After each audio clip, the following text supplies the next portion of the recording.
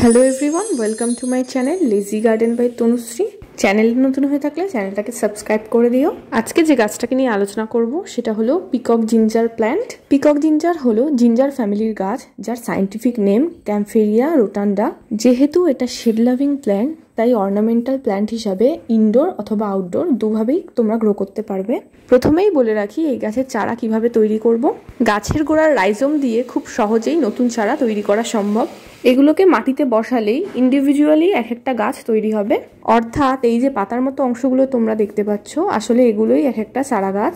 এখানে দুটো রাইজোম থেকে আমি দুটো গাছ তৈরি করেছি। এইবার দেখে নাও এই গাছের জন্য পটিং মিক্সটা কিভাবে তৈরি করবে। সমপরিমাণ মাটি আর কাঠের গুঁড়ো, তার সাথে অল্প গোবর সার মিশিয়ে আমি এই মাটিটা তৈরি করলাম। তোমরা কাঠের গুঁড়োর পরিবর্তে কোকোপিট ব্যবহার করতে পারো। এছাড়াও গোবর সার যদি না থাকে তাহলে ভার্মিকম্পোস্টও ব্যবহার করতে পারো।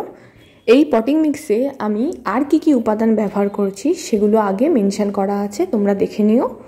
গাছটাকে প্রথমে আমি ছোট পটে বসাচ্ছি, তোমরা চাইলে বড় পটেই একেবারে বসাতে পারো।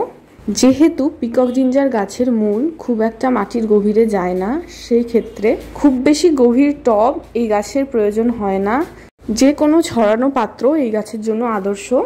গাছ বসানোর পর ভালো করে জল দিয়ে মাটিটা ভিজিয়ে দিতে হবে। আর এটা হলো 1 মাস পরের আপডেট।